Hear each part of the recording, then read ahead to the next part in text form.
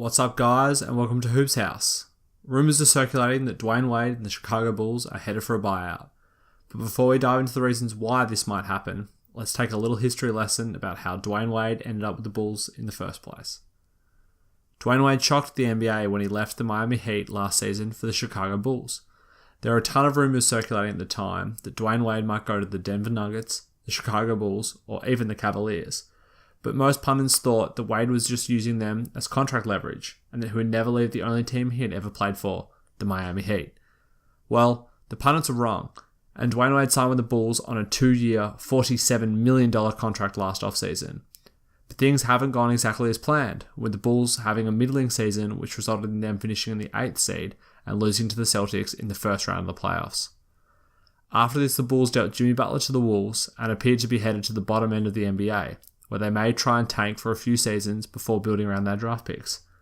This is not what Dwayne Wade signed up for. He wanted to come back to his hometown of Chicago to play with Jimmy Butler and make some decent playoff runs. Therefore, ever since Butler was dealt, there have been plenty of rumours of Wade being bought out of his contract and signing with another team. This video will go over why the Bulls would want to buy Wade out, and what teams Dwayne Wade will most likely sign with if he does get bought out. A lot of NBA fans wonder why teams would want to buy out their biggest players and contracts and essentially pay a player to not play for them, and potentially for another team. It is a complicated question, and for some teams and players the rumours just don't make any sense. But the main reason teams want to buy out players is that it saves them money. Players are generally bought out when they want to leave and go to play somewhere else. They might no longer like the team, or they simply don't want to play on a losing franchise. Then, if the front office sees the benefit in letting the player go, they will negotiate a price for the buyout. This usually requires the player to leave a little bit of money on the table, but allows them to immediately become a free agent and sign what they please and for as much money as they like.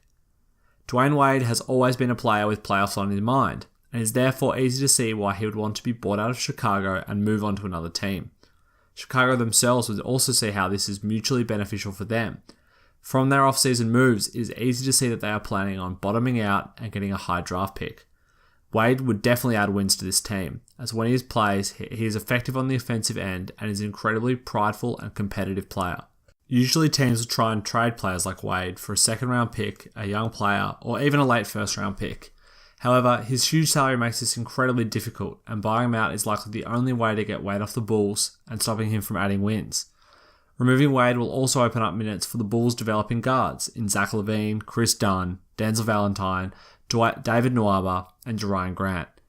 The last big reason is that helping players out in these situations will gain the front office favour with other players and then the agent of the player they are helping, as teams want to be seen as player-friendly organisations when they're recruiting free agents. So we now know why the Bulls and Wade may part ways, but if they do, where will Wade go, and why? The first option that Wade will consider is the conclusion that most would jump to, that Wade would go to Cleveland and team with his old friend LeBron James. The two are exceptionally successful together in their 4-year stint in Miami, winning 2 championships and making the finals 4 times alongside Chris Bosh. The lure of making the finals again and competition on the biggest stage would be a huge pull for Wade, alongside the opportunity to play with his closest NBA friend LeBron. And I believe the Cavaliers would be definitely interested in a 1-year deal with Wade. He could either start and allow Tyronn Lue to bring J.R. Smith off the bench, or he himself could come off the bench and play valuable minutes at the wing. The Cavaliers could play Wade for less minutes than he would in Chicago, and could afford to rest him in a lot of the games during the regular season. This would allow Wade to be fresher and more effective in the minutes and games he does play, and hopefully bring back the defensive effort that he lost in Chicago. As a fan, seeing Wade run the fast break with LeBron once again would be an unreal sight.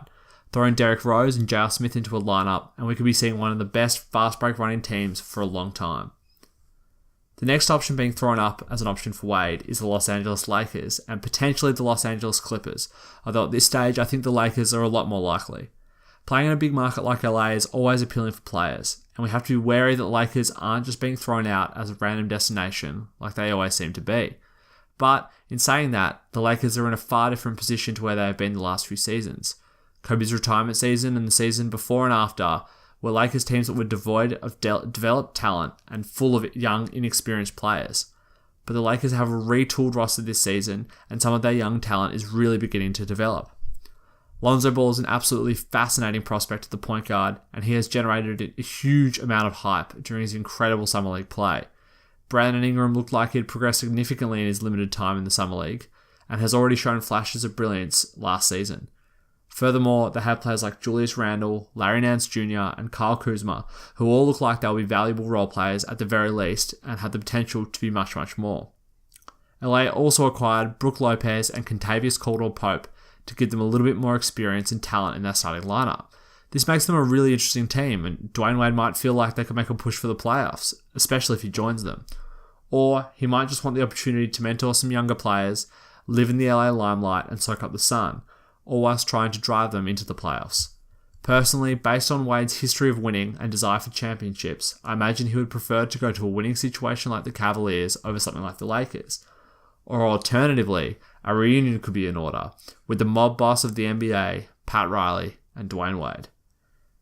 South Beach, Miami, Wade County. It was Dwayne Wade's team of 13 seasons, 5 trips to the finals, and 3 championships. Wade is undeniably the greatest player in NBA history, and is loved wholeheartedly by their fanbase. The appeal of coming back to Miami and rejoining a growing team would be huge. Miami were absolutely terrible to start last season, before going on a massive 30-11 run after they started 11-30, becoming the only team in NBA history to finish 500 after starting 11-30. Hassan Whiteside, Goran Dragic, Dion Waiters, and James Johnson turned the Heat into a super tough team, which resulted in some memorable moments, including Waiters sinking the Golden State Warriors with a dagger 3. When Wade left Miami, there was a lot of talk about the Heat potentially dropping into a rebuild and tanking temporarily. But Pat Riley doesn't have 10 rings for no reason, and he retooled them on the fly, with Eric Spoelstra utilising the interior presence of Whiteside, the unique skill set of James Johnson, and strong guard play from Waiters, Dragic, Tyler Johnson. And Dwayne Wade might have seen all of this, and it could definitely influence his decision in where he goes. But the Heat have just signed Waiters to a huge 4-year, $52 million contract this offseason, and would have penciled him in as the starting shooting guard. When he came back from injury, Waiters turned the Heat around and led them on an amazing series of wins as he averaged 18.9 points and 4.9 assists per game. It would be hard to see the Heat benching Waiters for Wade due to the potential locker room issues it could cause. But if Wade was willing to come off the bench, it would be an amazing fit. In conclusion, I think a lot of contending teams will be calling Wade's phone if he gets bought out.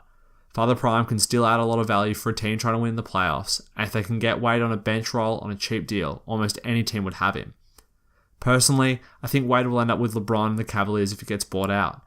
Wade should net between 15 and 20 million from the buyout, so I doubt money is a big issue for him this season, and having another shot at a championship with his best friend would be incredibly appealing. Then he can try and sign one last decent-sized contract before his age and knees finally catch him. Thanks for watching, guys. If you enjoyed the video, be sure to leave a like and subscribe for more NBA videos. Also, let me know what you guys think. Will Wade get bought out? What team would he go to? Leave a comment below.